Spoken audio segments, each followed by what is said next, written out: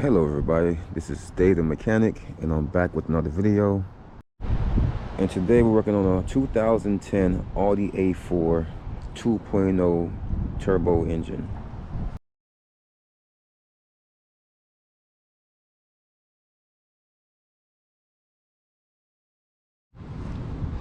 Alright, so obviously we're going to want to get the wheel that we're doing in the air. So we have our jack set up and our jack stand. We have it placed right along this beam here, this little beaded strip that's meant for you to put your jack and your jack stand. So you can go ahead from there. Now, if you're not using an impact and you're going to use a breaker bar or four-way, something that's going to put pressure, then you're going to want to loosen the nuts while it's on the ground, well, or at least slightly on the ground, and then raise it up and then finish taking them off. Otherwise it's going to be harder to do it. This isn't going to spin much, but you're still going to be putting pressure on your parking pawl in your transmission. So try to break them while they're on the ground, unless you have some kind of impact or air impact.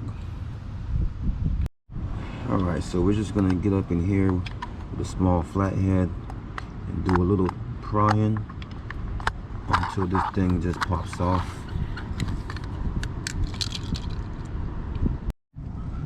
Now that I have that cover off, I have a 17mm socket and my impact, so I'm gonna go ahead and get this tire off. As far as the sensor, you can see the sensor right on here. We can go ahead and go ahead and pull that off with the brake pad, unhook it from here, and you can see the sensor here. If you come on the other side of the clip is where the harness is, and you undo the harness right there.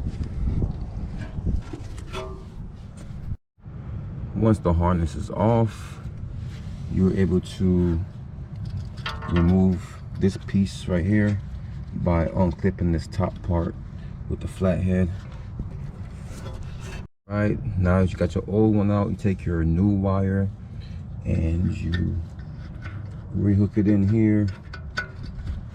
It's hard to see, but that old wire is now hooked in here.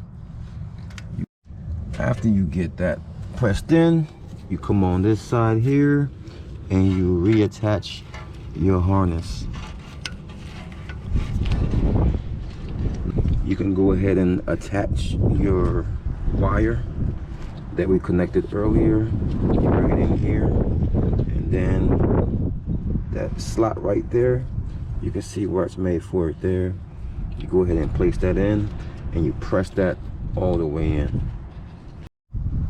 Once your tire is back on, you can go ahead and snap this little cover back in place. Now we can go ahead and lower the car and we should be done with this part.